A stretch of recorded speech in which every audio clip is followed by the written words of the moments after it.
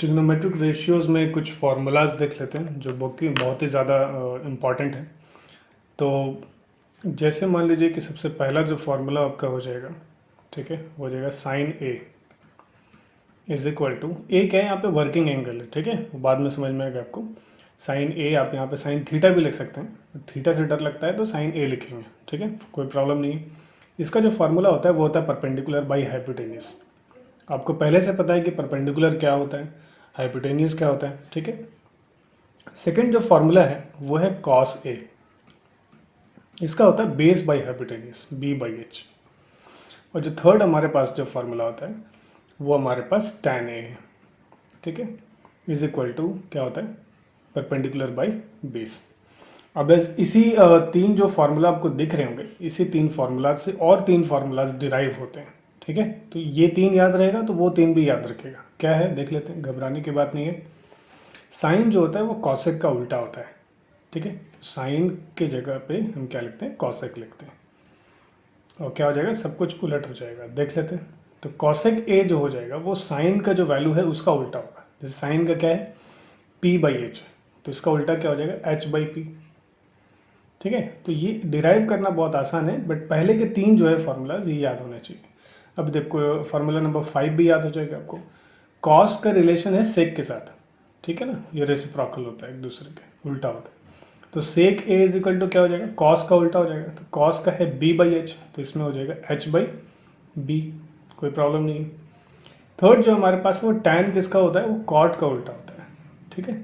तो हमारे पास अगर कॉट निकालना रहे तो टैन का ठीक उल्टा करेंगे, याद रखेंगे। तो परपेंडिकुलर बाई बेस है, तो इसका क्या हो जाएगा, बेस बाई परपेंडिकुलर। अब इस फार्मूलाज को क्या करना पड़ेगा, ये तो फार्मूला देख लिया आपने, परपेंडिकुलर हाइपोटेनियस बेस वो ट्राइंगल मिलेगा तो आप ढूंढ सकते हो, ठीक है ना, कोई प्रॉब्लम नहीं है। प्रैक्टिस करेंगे हम लोग, जितना प्रैक्टिस करोगे उतना ही ज़्यादा आपका ये फार्मूलाज जो है याद होता जाएगा। पहले तो आपको क्या करना है कि इसमें है ना कम से कम 10 to 20 मिनट्स देने, ठीक है, 10 to 20 मिनट्स आपको कोशिश करना है फार्मूला याद करने का।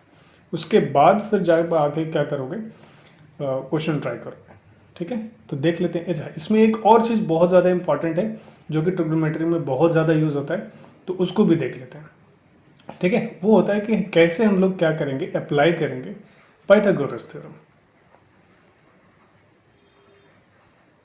ओके, पाइथागोरस थ्योरम देख लेते हैं, इसको भी कैसे अप्लाई करना। बहुत ना मुश्किल नहीं है, कुछ नहीं है, ट्राइंगल का खेल है। तो जैसे मान लो कि हम एक ले लेते हैं, राइट एंगल ट्राइंगल ले लेते हैं और इसका एक नाम दे देते हैं कुछ, ठीक है ना। जैसे मान लो ए बी और ये हो जाएगा सी। अच्छा, इसमें अगर मान लो ये 90 डिग्री है और मान लो कि ये वर्किंग एंगल है, तो इसके हिसाब से आपको पता चल जाएगा 90 के सामने वाला हाइपोटेन्यूज, ये परपेंडिकुलर और ये बेस, ठीक है। अब यहाँ पे मान लीजिए कि आपको कुछ वैल्यूज़ दिए हुए हैं, जैसे ये वैल्यू दिया हुआ है, बेस दिया हुआ है वो 3 सेंटीमीटर दिया हुआ है और परपेंडिकुलर कितना दिया हुआ है, 4 सेंटीमीटर दिया हुआ है।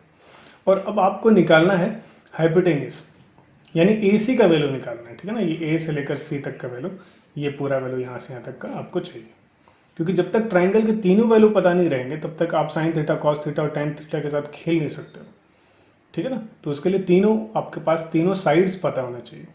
तो अगर मान लीजिए कि ए सी निकालना है, तो ए सी के लिए आपके पास जो फार्मूला हमेशा जो अप्लाई करोगे, ए सी मतलब क्या है, ये हाइपोटेन्यूज का बात कर रहा हूँ, इसका नाम जगह पे चेंज हो सकता है। जैसे ए सी की जगह पे कभी पी क्यू आ सकता है, आर एस आ सकता है, तो घबराने की बात नहीं, आप क्या निकाल रहे हो, हाइपोटेन्यूज निकाल रहे हो। और उसके लिए आप यही फार्मूला हमेशा लगाओगे जो कि होता है base square plus perpendicular square, ये रूट भी है, ठीक है। अब इसका ये वैल्यू निकाल के चेक कर लेते हैं कि आप ये वैल्यू निकाल पा रहे हो कि नहीं निकाल पा रहे हो। सो अंडर रूट, बेस क्या है हमारे पास, देख लो 3 का स्क्वायर, परपेंडिकुलर क्या है 4 का स्क्वायर कर देते हैं। अब ये वैल्यू हमारे पास हो जाएगा A C is equal to under root 3 square 9, 4 square 16 which is equal to under root 25। और अंडर रूट 25 किसका वैल्यू होता है, 5 होता है, बिकॉज 5 5 से 25, तो ये हो गया 5। तो ये h का वैल्यू जो ए सी आपको चाहिए था वो ए सी अब मिल गया है 5 सेंटीमीटर। अब हो गया ना, तीनों साइड पता लग गया। यहाँ पर आप लिख सकते हो ये क्या है, 5 सेंटीमीटर। अब जब तीनों पता लग जाएगा, साइन कॉस टेन आप कुछ भी लगा सकते हो, कोई प्रॉब्लम नहीं है। अच्छा, इसी तरह से अगर मान लीजिए कि आपको परपेंडिकुलर निकालना, ठीक है ना, सिचुएशन थोड़ा सा चेंज करके आपको देते हैं क्योंकि हर तरीके से आपको पता होना चाहिए।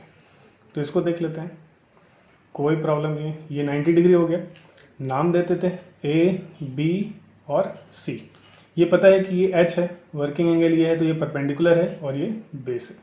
निकालना क्या है आपको, मान लो कि एच दिया हुआ है 5 सेंटीमीटर, बेस दिया हुआ है मान लो 3 सेंटीमीटर, ठीक है ना। और क्या निकालना है आपको, परपेंडिकुलर निकालना है।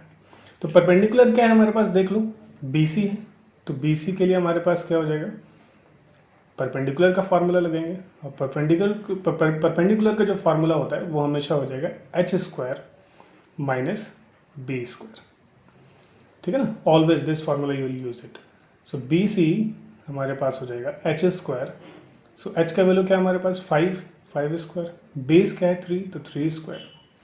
सो BC इज इक्वल टू, ये हो जाएगा हमारे पास 25, 3² 9, अंडर रूट कितना आ जाएगा बताइए, 16, और 16 किसका परफेक्ट स्क्वायर होता है, 4 का होता है। सो BC का जो वैल्यू आपको चाहिए था वो मिल गया 4 सेंटीमीटर।